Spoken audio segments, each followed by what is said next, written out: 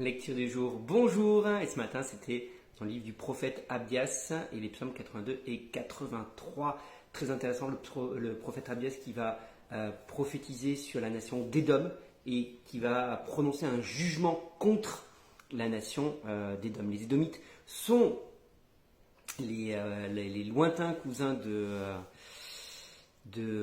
peuple d'Israël, puisque les Édomites sont les descendants d'Ésaü, Ésaü le frère de Jacob, et oui.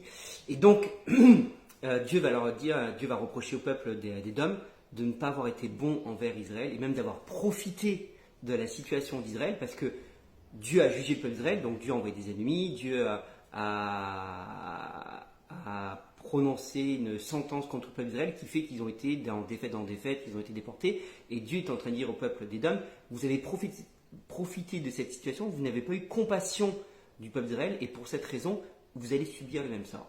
Parce que vous n'avez pas su manifester de la compassion, vous allez vous aussi être jugés, et je vais vous aussi vous envoyer des ennemis, et vous allez même être, plus que ça, vous allez disparaître, quoi.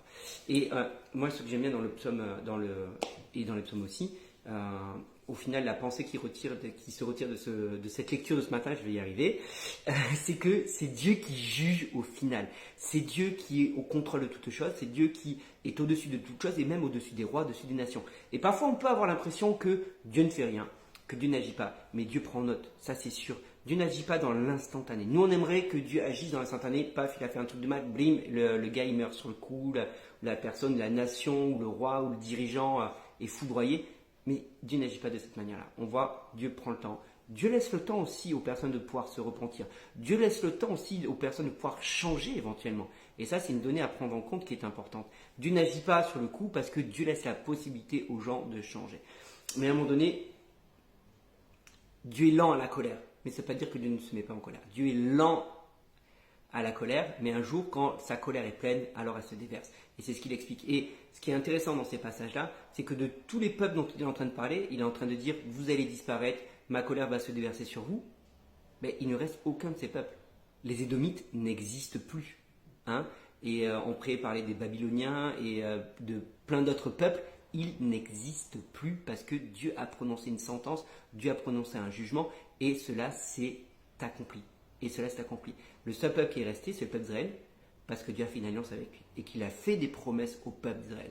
Et donc, ça pour moi, c'est une donnée de plus concernant la véracité de la Bible, pour ceux qui la remettent en cause, pour ceux que la véracité, c'est que Dieu a prononcé des jugements, ces jugements se sont avérés, et ces peuples-là n'existent plus. Et Dieu leur a dit qu'ils n'existeraient plus, et ils n'existent plus. Donc c'est important, pour moi, c'est plusieurs choses aujourd'hui, c'est que Dieu est au-dessus. Dieu est souverain, Dieu juge, et c'est lui qui prend les décisions. Et que quand Dieu prononce une sentence, elle s'accomplit. Elle ne s'accomplit pas comme nous on voudrait, elle ne s'accomplit pas dans le timing qu'on voudrait par rapport à notre vision de la justice, mais Dieu est juste et Dieu est juge, et ça s'accomplit. Et aussi bien les promesses, parce qu'il a fait des promesses au peuple d'Israël, il a réprimandé, il a puni le peuple d'Israël, il a envoyé des sentences contre le peuple d'Israël, mais il a fait une alliance. Et le peuple d'Israël est encore aujourd'hui là, et les autres peuples, il leur a dit vous allez disparaître, et ils ont disparu.